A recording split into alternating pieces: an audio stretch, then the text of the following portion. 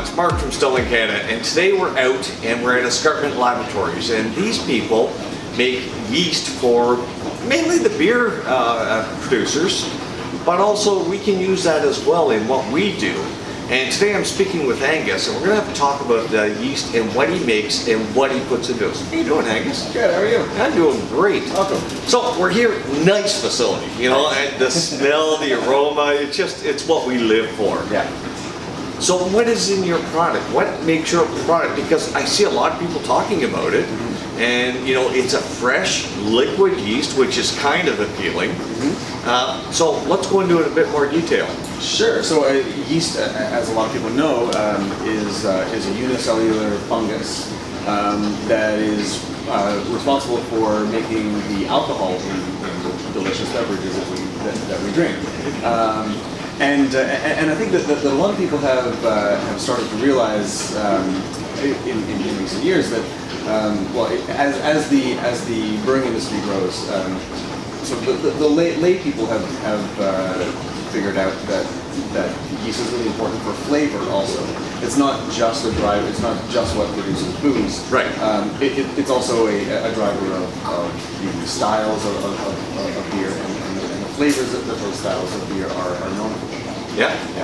So, like we're setting up to do a sample very shortly, and we're going to use a corn mash with a bit of barley, and we're going to do 5 stations, 5 fermenters, and each fermenter will have a different yeast.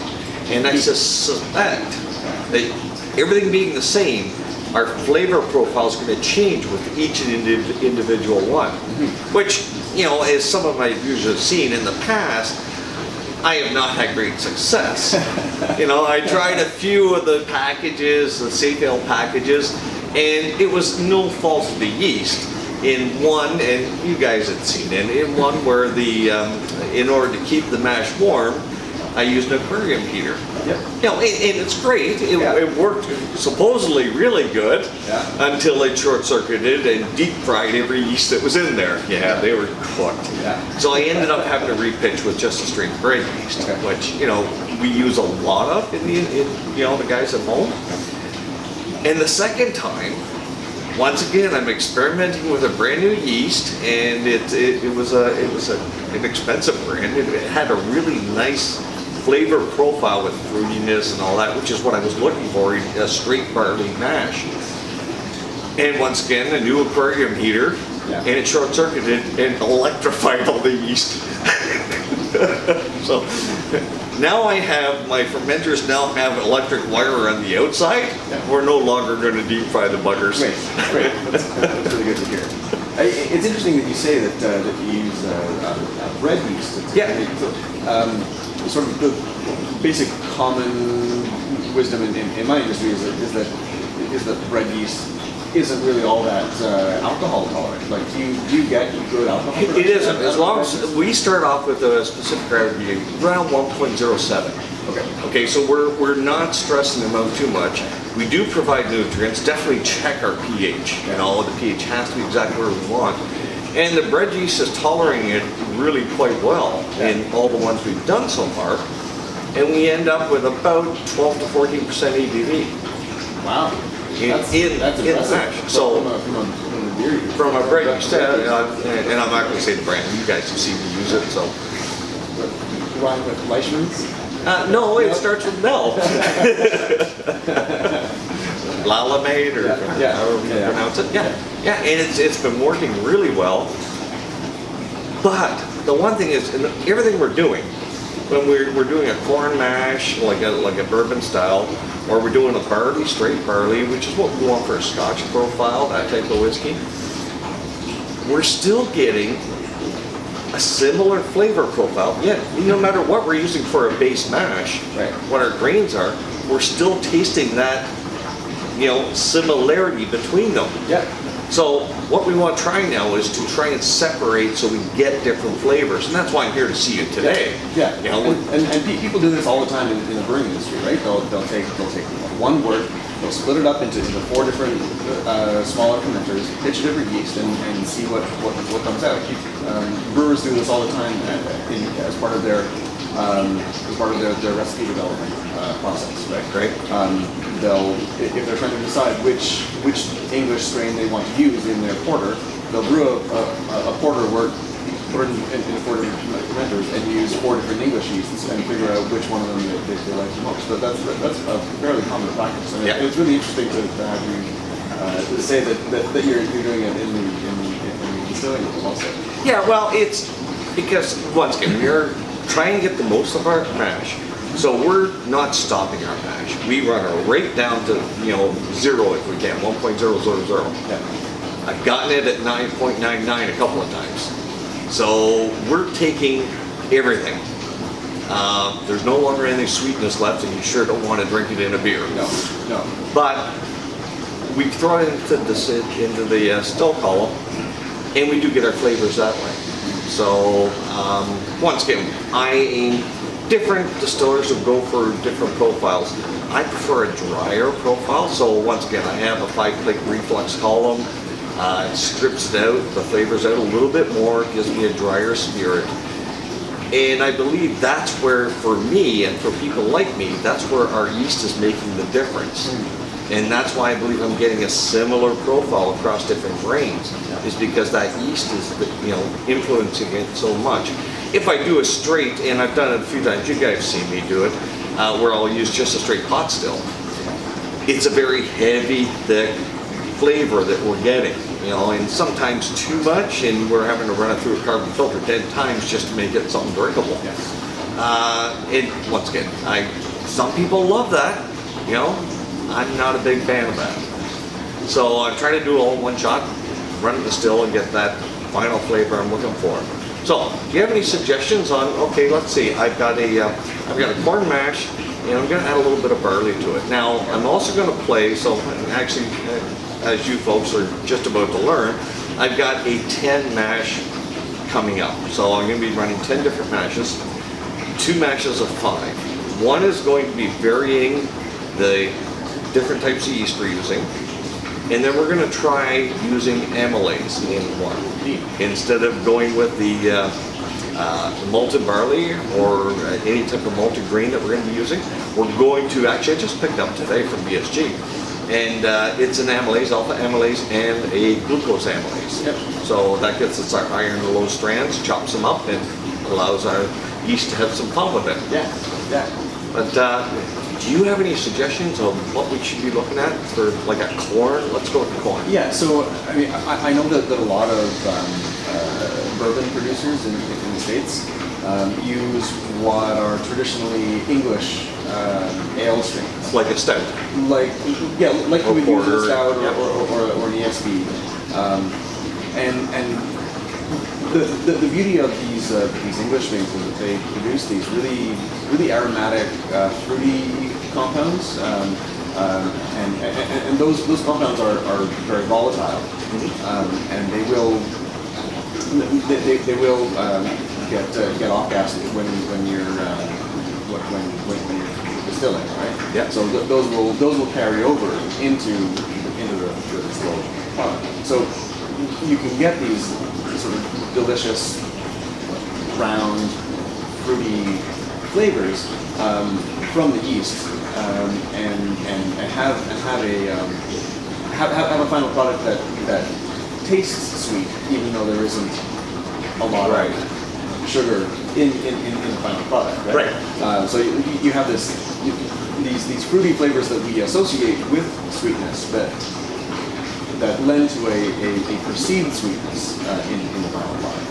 Okay, so, and once again, because you deal mostly with the brewers world, and a lot of you guys are brewers as well, but what are you looking at for an ABV roughly for a final ABV, or what do you think we can get down to?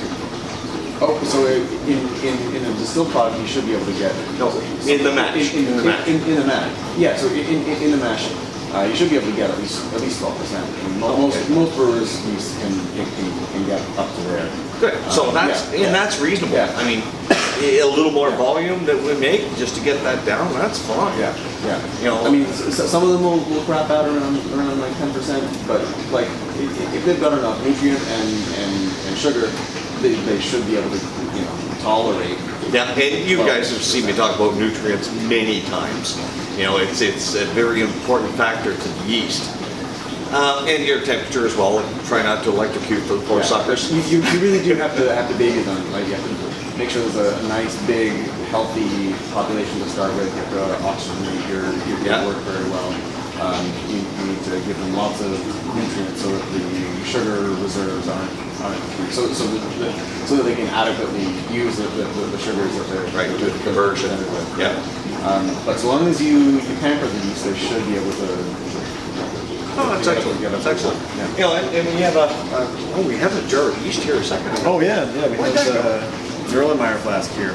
This is one of our sort of starters that we would grow. Yeah. So we started with a smaller volume than this, sort of on the 50 to 100 liter scale.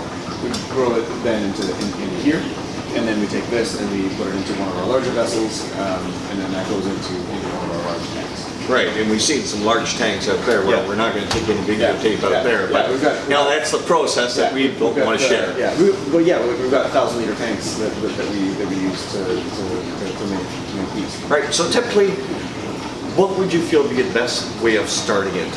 You know, use the sugar water mix, add a bit of your mash to it, and just let it populate there before adding it. You want, I mean, on the brewery side. Sterility is really important. Like maintaining a pure culture is really important. Right. So what we would recommend is boiling some work and using that as your base medium for a starter. If you're stepping it up yourself. Right. We tend to recommend to people that they just buy a ready to pitch amount from us, and that's not only for selfish reasons. You know, we've sort of optimized this process, and we're frankly better at it than most brewers. I'm not going to argue that. No. So, it's generally a better idea to pitch a pitchable quantity if you're confident in the quality and the freshness of the product that you're receiving. Right. But if you need to do a starter, if you want to save some money and buy a smaller amount and step it up from there, basic brewer's work is a great medium for right. Right. For the distilling side, once again, and here's where we're talking is that, you know, a brewer side. I don't know what a home brewer would typically make. Maybe a 25 liter. Yeah, 20 liter usually. Right. So most of us are probably pitching a mash of about 120 to 150 liters. Yeah. And once again, we distill that down, and you know, you do your cuts into it, so you're left with a lot less. Yes, of course. You know, and then we cut it. Now, once again, you said sanitation, very big, and we always talk about that, especially with the stills. Although we boil our product and we're distilling it, so it's getting the bejesus boiled out of it the whole time. At the end, but before. Right. So when we start in, and that's why we're so stressing this star sand, sandy star. Star sand. Yeah. And a few other products that, you know, are spray on, leave on, and just go. Yeah. They're inert and safe for our mashes, so we promote that heavily. Right. So, any other thoughts? No, I mean, I'm a scientist. I really like experimentation, and it's really fun to like play around with different ingredients and different ways to optimize your process. It's really exciting to hear that this happens in the distillery world too. I'm pretty excited about this little experiment. And you will be kept up to date on that. Once again, we're not all educated scientists, but we all are. We don't do this, and as I've said in the past, you know, we don't do this for a quantity of alcohol. We do this for those flavors that we don't know about. The creating the craft, the designing and coming up with something new. Lord knows I pitch more than I've ever drank, by a lot. And it's because, you know, flavor profiles don't meet what I want. and that's all I'm after. So, and that's why we're here. One other thing I was going to ask you.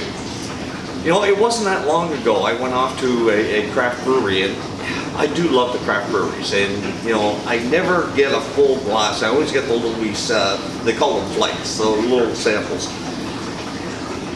And it was just a couple of weeks ago, I had my first, what was called a Hefeweizen. Hefeweizen? Hefeweizen.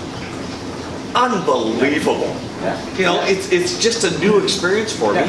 And I want to carry this into the distilling side now. Yeah, and that style of beer is really is most known for the sort of banana and clove kind of flavors that you get, and those flavors are all yeast derived, right? Like definitely. It tastes like banana bread, and you know, it's a very traditional German style. Bananas don't grow in Germany.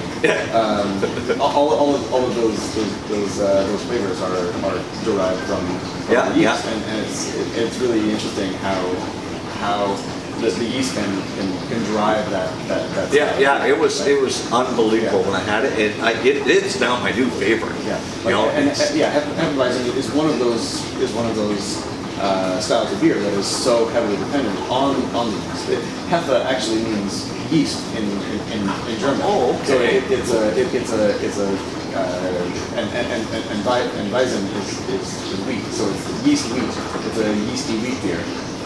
So it's very cloudy with lots of those suspended wheat protein in them, and just tons of yeast flavor. Excellent. You know what? That is a future experiment. I will be just mashing in and using the Hefeweizen strain. I'm not going to try it. But I'm thinking, because we are distilling and we are Canadian, this would be a nice thing to try with a wheat, maybe a barley, and use the barley, malted barley, to do the conversion. But I'm thinking maybe a 5 to 8% rye additive. Oh, that might give me that. You have the banana of the wheat, and then we have the spice of the rye. Spicy from the rye, but also some clove spice from the yeast. Yeah, that might. There's a new experiment. That might do really well. You can see that one in the future. Yeah. All right. You know what, Angus? Thank you for your time. Thank you so much. It's been incredible. And I'll see you all again. We have a few other things coming up, and we're going to show you these new mashes very shortly. All right, thanks for joining. If you haven't subscribed yet, click the link below, and we'd love to see it. If you have any questions, leave a comment. We'll answer right away. And if I need to, I can ask Angus.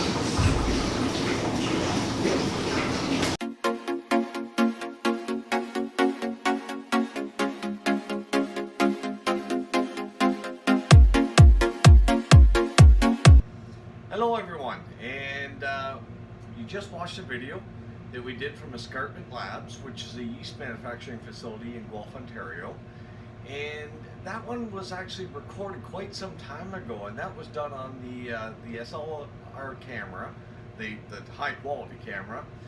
And once again, because of the computer systems, I had very old computer systems, the laptop as well as the home system, I couldn't edit them, and all the footage I did on the SLR camera was unable to be edited. It just wasn't, you know, I said it was a matter of me learning how to use the software, and that was part of it. That still is part of it, but it constantly crashed. And when you spend 10 hours working on a video and you crash and you lose the whole thing, it's a little discouraging. So a little bit of learning, and we have a new laptop today, and I've edited this video with it. I still have a lot more to learn, but at least now I'm on the track where I can actually start doing it and producing better videos. What you're seeing right now should be the last of the cell phone video, although I did clean the lens today. Hopefully we won't be using it unless it's an emergency and I'm into a situation where I need to just pull that out and I don't have my other camera. But we'll try and improve the videos and see how well I can get along with that. As for the truck, this is the end of the video, so we need to touch on the truck. Here's the sidewall of the bed, and it's already gone through the tank, and you see the other sidewall in the tank now. and we've scrubbed this down, and there's a lot of spots that we have to weld in all new metal. I got to take off the edge pieces here, so you can see one down here. I got to break all the spot welds on that, rip it up, and be able to get underneath it and do some repairs and some cleaning as well. And on these, they have a rolled edge here, so the metal is actually rolled edge. So I got to get a large wire brush and be able to run it right through there, and then do a little rust eliminator liquid, and then do some painting inside there before I can do anything. But all in all, we're fairly happy with how this is progressing. And like I said, that one's in the tank now, so we've already done the back of the bed. The tailgate of the bed is done. So we'll get these two pieces done. We still have the fenders. Fenders are cleaned out. They're just ready to be welded up as soon as I make the pieces for that. And we'll keep going on that as well. The distillery is coming along. We were up there, spent the day in there today, and you're going to see more video of that. What I'm going to do, just so you can follow along with that, is I'm installing a security system in the distillery. And what I'll do is I'll do a time lapse so that you can actually see the whole process. At least that's the plan. You'll get to see the whole build out, and as we do it, and there'll be more as we start on June 15th. All the equipment arrives in a great big shipping container, so you'll see us do all that, bring all that into the shop and start setting all that up, piping it up. So a lot of things to come, and a lot of interesting stuff happening. All right, thanks for watching. Like I say, anything involving the truck or that is going to be after the closing credit there, and we'll try and keep this up as well. So we'll hope to see you soon.